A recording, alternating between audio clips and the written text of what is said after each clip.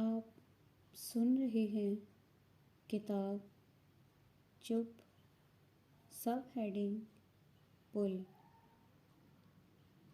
آپ پل کو نہیں جانتے، بھلا جانیں گے بھی کیسے، جبکہ نہ تو وہاں کوئی شہر آباد ہے اور نہ ہی کوئی گاؤں۔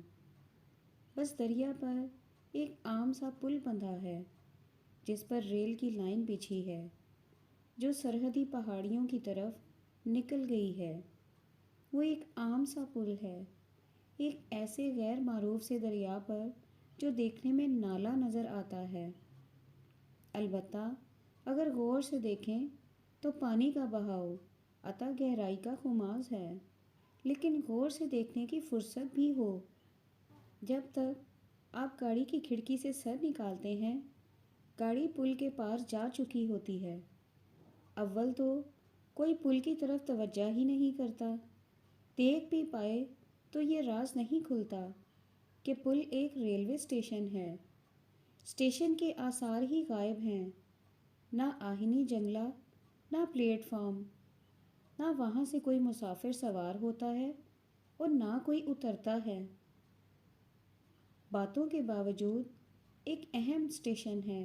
یہ اہمیت سیاسی نوعیت کی ہے، وہ دو حدود کا سنگم ہے۔ گاڑی رکتی ضرور ہے، چاہے رکتے ہی چل دے۔ گاڑی وہاں یوں کھڑی ہوتی ہے کہ آپ محسوس تک نہیں کرتے۔ بفرض محال آپ محسوس بھی کر لیں تو آپ سمجھیں گے گاڑی محض رک گئی ہے، کھڑی نہیں ہوئی۔ نہ جانے کیوں کوئی بات ہو گئی ہے، اور پھر آپ زیادہ ضروری امور کے متعلق سوچنے لگتے ہیں۔ میرا مطلب ہے وہ امور جنہیں آپ زیادہ ضروری سمجھتے ہیں۔ مصیبت یہ ہے کہ اسٹیشن ایک بڑے جنکشن کے قریب ہے، اس قدر قریب کہ آپ کو گمان بھی نہیں ہوتا کہ ایک اسٹیشن دوسرے اسٹیشن سے اس قدر قریب ہو سکتا ہے۔ جنکشن کی افراتفری کے بعد جب گاڑی چلتی ہے تو آپ اطمینان کا سانس لیتے ہیں اور جگہ بنانے یا نہ جانے کب تک کھڑے رہنے کا تہیہ کرتے ہیں۔ پل آتا ہے، گزر جاتا ہے، اور آپ کو احساس ہی نہیں ہوتا کہ ایک اہم اسٹیشن گزر رہا ہے یا گزر چکا ہے، اور آپ غیر علاقہ میں داخل ہو رہے ہیں یا ہو چکے ہیں۔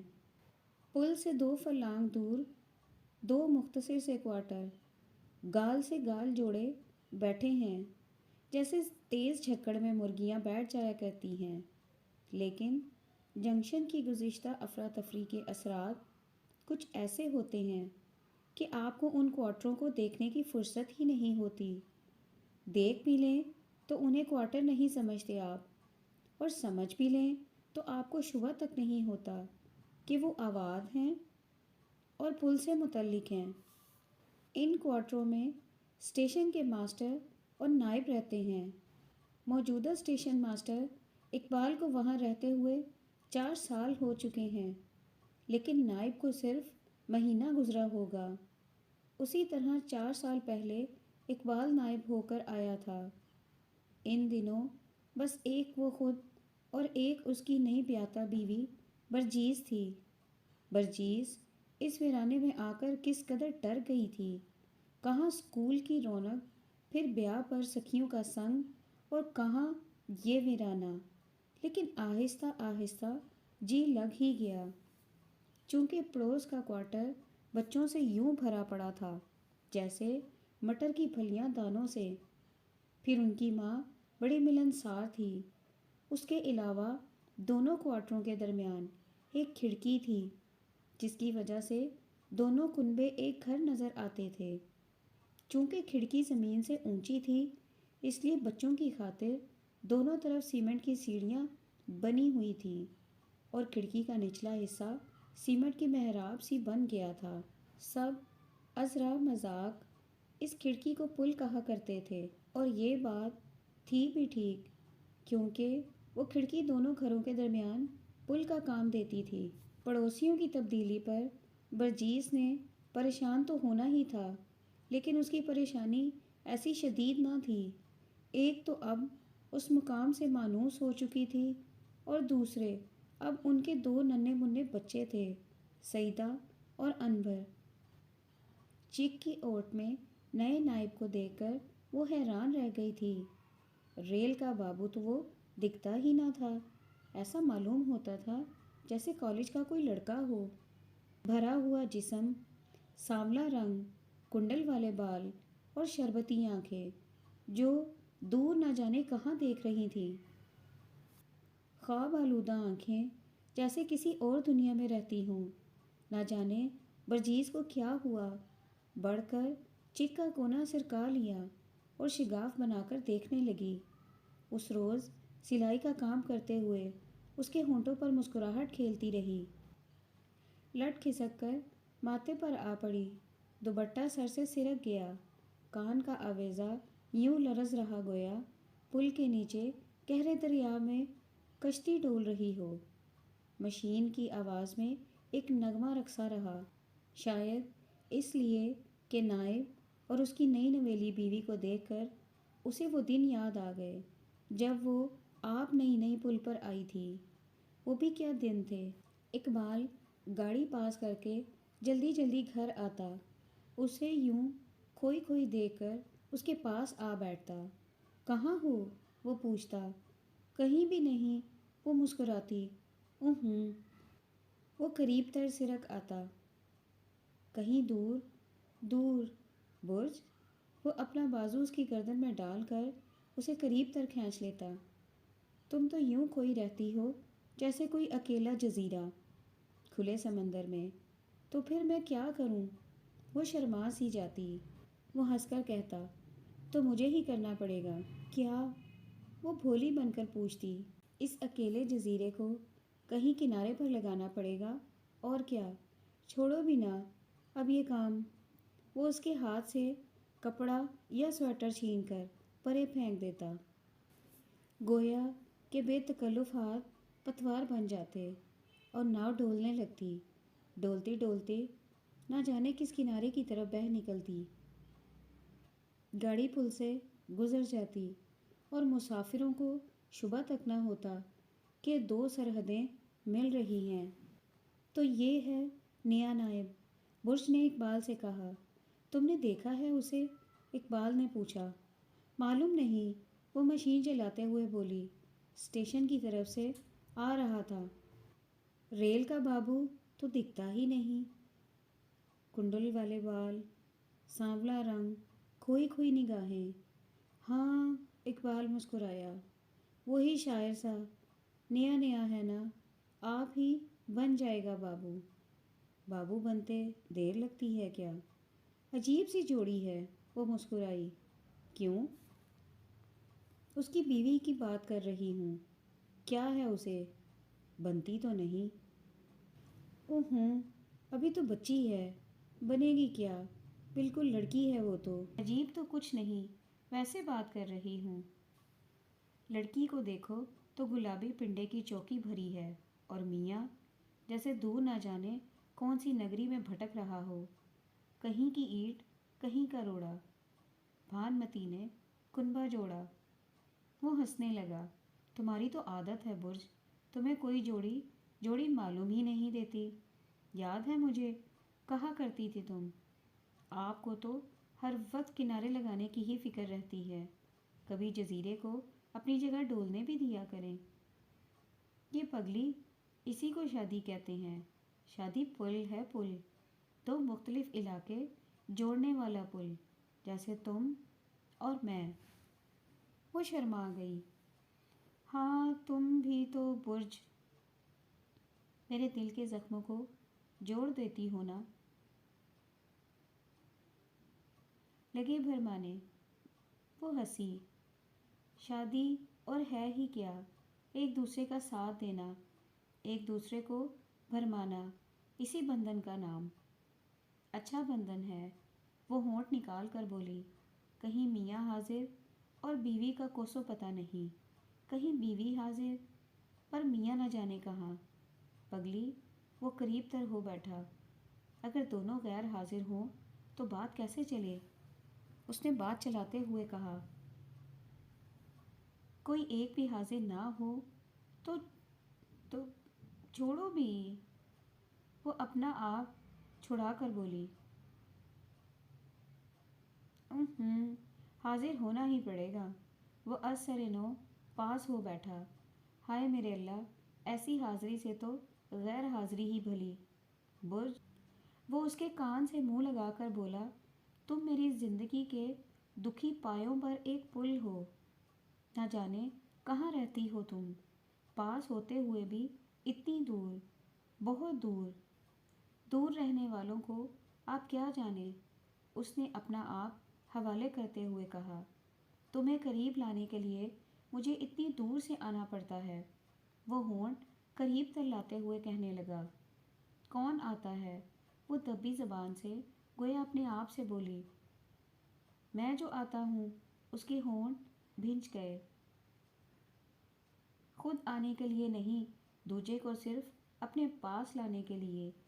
وہ پیچھے سرک کر گنگنائی، لیکن اس کی آواز گاڑی کے شور میں دب گئی، جو نہ جانے کسے لانے کے لیے آ رہی تھی یا جا رہی تھی۔ پل ریل گاڑی کے پہیوں تلے جھول رہا تھا، نیچے دکھی پانی کا گہرا بہاؤ جھوم رہا تھا۔ اس واقعے کے بعد ان کے گھر میں نئے پڑوسیوں کی بات چل نکلی۔ جب کبھی وہ اکٹھے بیٹھتے اور کوئی بات شروع ہوتی تو پتہ نہیں کیسے بات ہی بات میں نائب یا اس کی بیوی کا تذکرہ چھڑ جاتا۔ مثلاً اسی روز شام کو برجیس بولی، آپ نے سنا؟ اور مسکرا دی۔ کیا؟ اس کا نام نظر ہے؟ نظر؟ ویسے کہتا ہے نظراں۔ کس کا؟ وہ حیرانی سے پوچھنے لگا۔ اپنے نائب کی بیوی کا، اور کس کا؟ وہی بات ہے، آنکھوں کی اندھی نم۔ کیوں بیچاری کو؟ وہ بات کاٹ کر بولا، ایمان سے بالکل بیچاری ہے۔ وہ کھلکھلا کر ہنس پڑی، سبھی باتیں ہیں اس میں، بس ایک نظر نہیں۔ اور جانتی ہو میاں کا نام کیا ہے؟ شاعر ہے نا؟ کیا نام ہے؟ عجیب سا ہے نا؟ نیہا رومانی۔ نیہا؟ وہ کھلکھلا کر ہنسی، بی بی نظر، میاں نیہا، سبحان اللہ، کیا جوڑی ہے! کیوں ہاتھ دھو کر اس کے پیچھے پڑ گئی ہو؟ خدا کی قسم مذاق نہیں، آئیں نا ذرا، دکھاؤں آپ کو۔ برج نے اس کا ہاتھ پکڑ کر گھسیٹتے ہوئے کہا، میں دیکھوں؟ لا حول ولا قوت۔ لا حول کی کیا بات ہے؟ ایسی نظروں سے نہ دیکھنا بس۔ وہ دیکھیے، چولہے کے سامنے چوکی پر۔ برج نے کھڑکی کی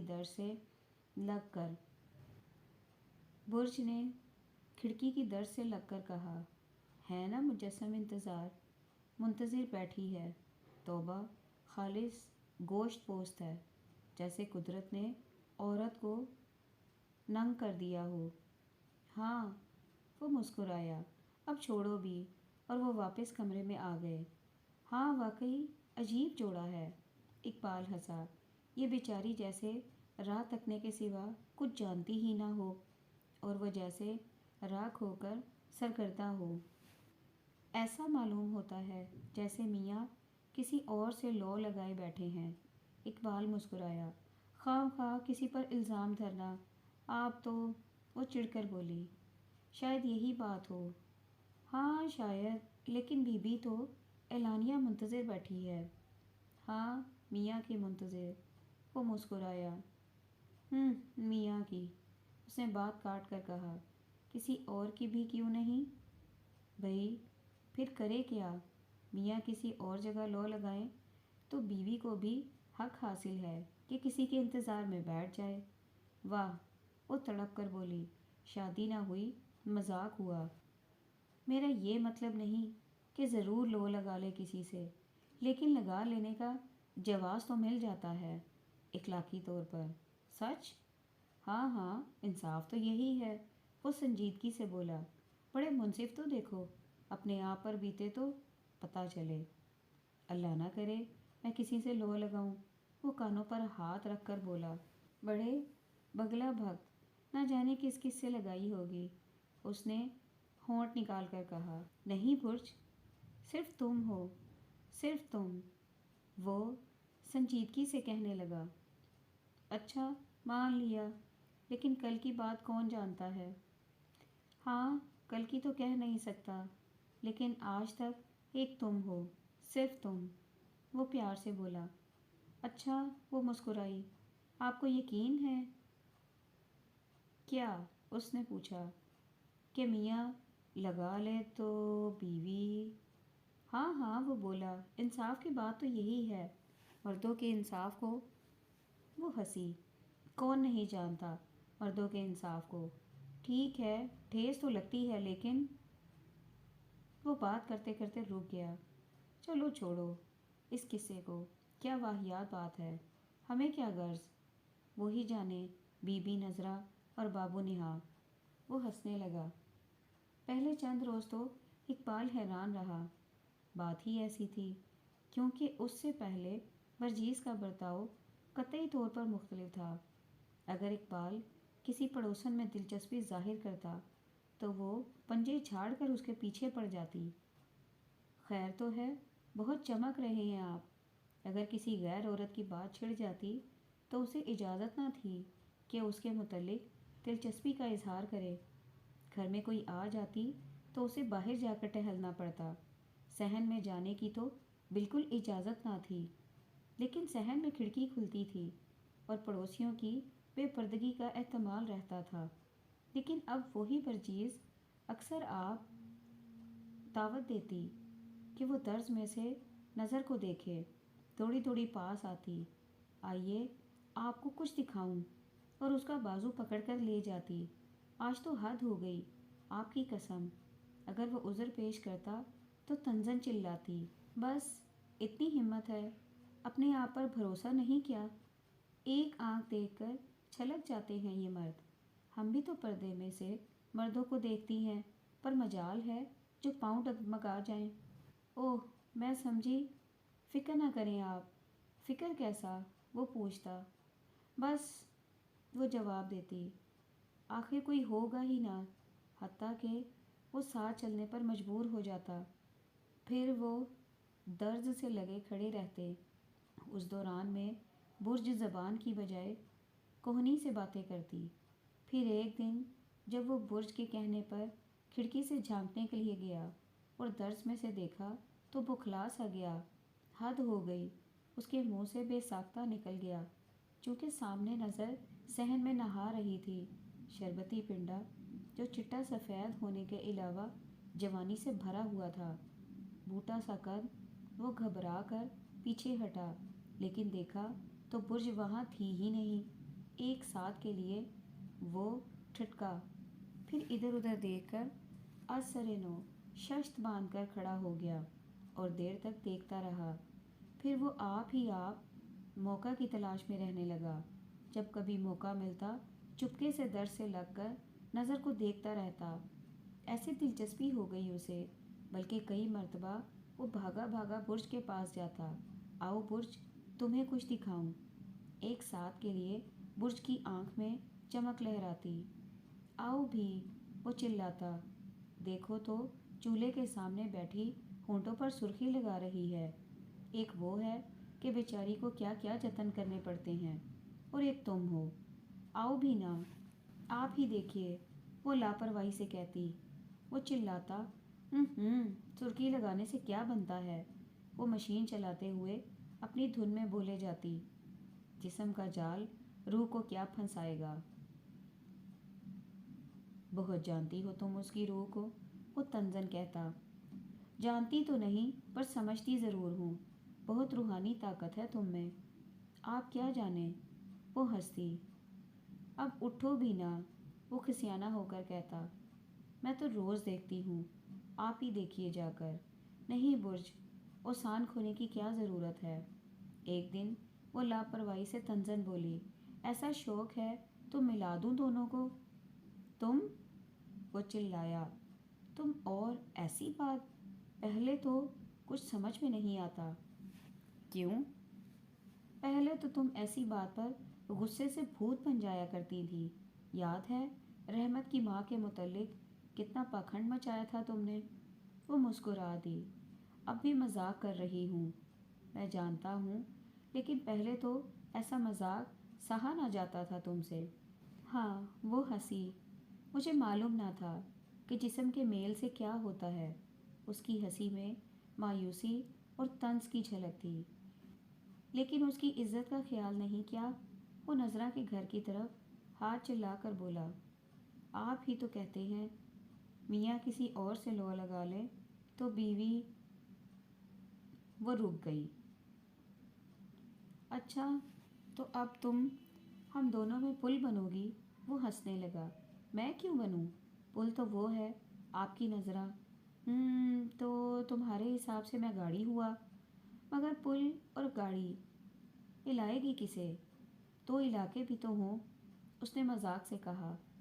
بیچاری، وہ اپنی ہی دھن میں بولی، سارا سارا دن انتظار میں بیٹھی ہے کب گاڑی آئے اور اوپر سے گزرے۔ وہ کھلکھلا کر ہنس پڑا، پھر قریب ہو بیٹھا۔ برج، اس نے پیار بھری آواز میں کہا۔ برج اس کے بے تکلف ہاتھ کسی پل نما ابھار کو ناپنے لگے۔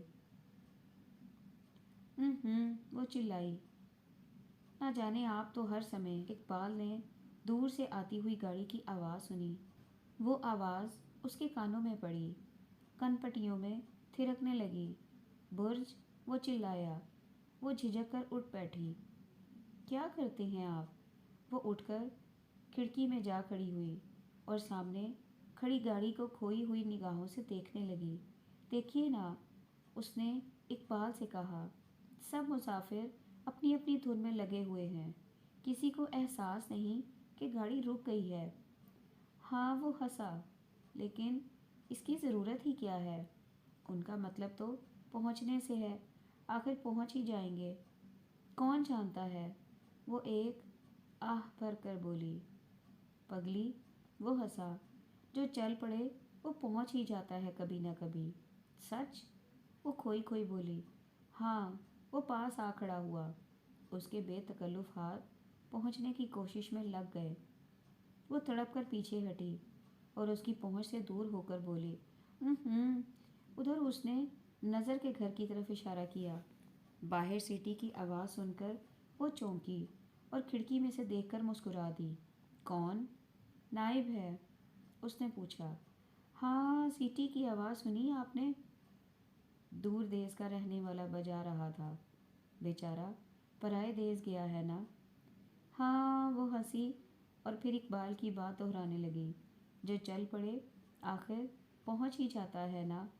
ہاں، تو دن رات وہ دونوں نظر و نہا باتیں کیا کرتے۔ روز بروز اقبال کا شوق بڑھتا جاتا اور وہ درز میں سے نظر کو دیکھتا رہتا۔ ادھر نظر میں یہ احساس بڑھتا گیا کہ کوئی اسے چوری چوری دیکھتا ہے۔ شاید اسی وجہ سے اسے احساس تنہائی اور انتظار کم ہوتا نظر آتا گیا۔ روز بروز پرجیز کی نگاہیں اور بھی پرے ہٹتی گئیں، دور اور بہت دور۔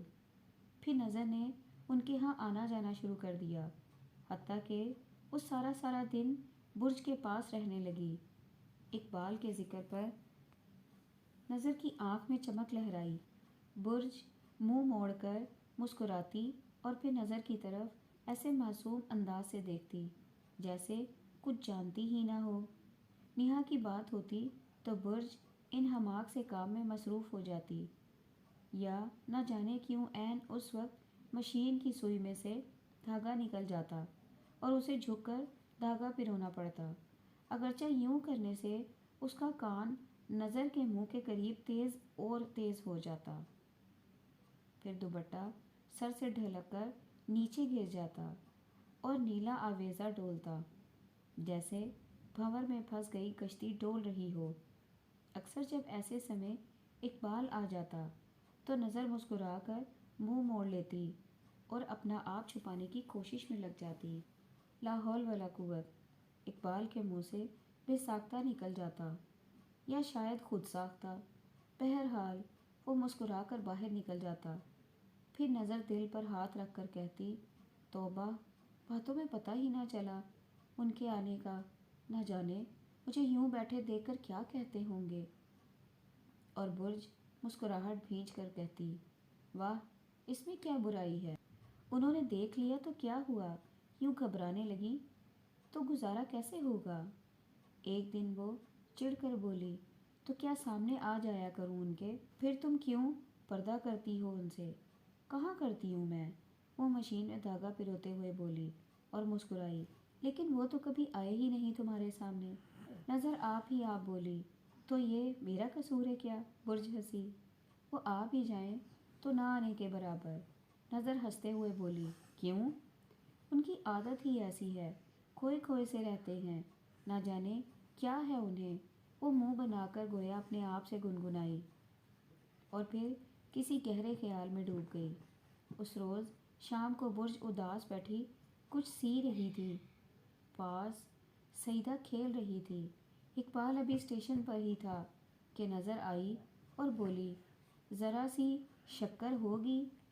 برج کام کرتے ہوئے کہنے لگی، اندر باورچی خانے میں ہے، سب سا ٹین ہے، خود ہی جا کر لے لو۔ اس کے جاتے ہی اقبال آ گیا، پیٹی ہاتھ میں پکڑی ہوئی تھی۔ آتے ہی پوچھنے لگا، میری دھوتی کہاں ہے؟ عین اس وقت سوئی میں سے دھاگا نکل گیا۔ برج جھک کر دھاگا ڈالنے لگی، اس کا ہاتھ کانپا، لٹ منہ پر گر پڑی، کان میں نیلا آویزہ لرزنے لگا۔ بولی، اندر باورچی خانے میں کھونٹی پر ہوگی۔ اچھا کہہ کر وہ باہر صحن میں نکل گیا۔ برج نے منہ اٹھایا تو آنکھیں بھیگی سی تھیں، منہ پر سرخی کی جھلک تھی۔ کہاں سعیدہ؟ اماں، سعیدہ چلائی، روتی ہو تم؟ اس نے مسکرا کر کہا۔ پھر یہ آنسو؟ سعیدہ نے اس کی گال پر انگلی رکھ کر کہا۔ برج نے پیار سے سعیدہ کی انگلی چوم لی۔ نہیں نہیں۔ نظر اندر سے آوازیں سنائی دی۔ برج کے کان میں نیلا آویزہ اور بھی لرزنے لگا۔ آنچو ہیں، سعیدہ تتلا کر بولی۔ کہاں ہیں؟ خوشی کی ہیں؟ سعیدہ نے پوچھا۔ برج سر ہلا کر مسکرا دی۔ ہاں، گاڑی۔ سعیدہ گاڑی کو آتا دیکھ کر چلائی۔ برج نے اسے اٹھا لیا اور دروازے میں جا کھڑی ہوئی۔ اس وقت اسے قطعی طور پر احساس نہ تھا کہ دروازے کی چک لپٹی ہوئی ہے۔ اس کی آنکھیں کھلی تھیں اور نہ جانے کہاں دیکھ رہی تھیں، دور، بہت دور۔ امی، بابو۔ سعید نائب کو آتے دیکھ کر چلائی، لیکن برج نے اس کی بات نہ سنی۔ گاڑی میں مسافر منزل کے خیال میں کھوئے ہوئے تھے۔ کسی کو احساس نہ تھا کہ پل ایک اسٹیشن ہے، ایک اہم اسٹیشن جو دو سرحدوں کو ملاتا ہے، بلکہ وہ اسٹیشن کے وجود سے ہی منکر تھے اور انہیں پتہ نہ تھا کہ ایک اہم منزل گزر رہی ہے، گزر چکی ہے یا وہ غیر علاقہ میں داخل ہونے والے ہیں۔ البتہ نائب کھڑا حیرانی سے ورجیز کو دیکھ رہا تھا۔ ہائے میرے اللہ! وہ دفعتاً نائب کو دیکھ کر چلائی اور پیچھے ہٹی۔ ہائے میرے اللہ! باورچی خانے سے مدھم آواز سنائی دی، ہائے میرے اللہ، ہائے میرے اللہ! گاڑی شور مچاتی ہوئی غیر علاقہ میں داخل ہو گئی۔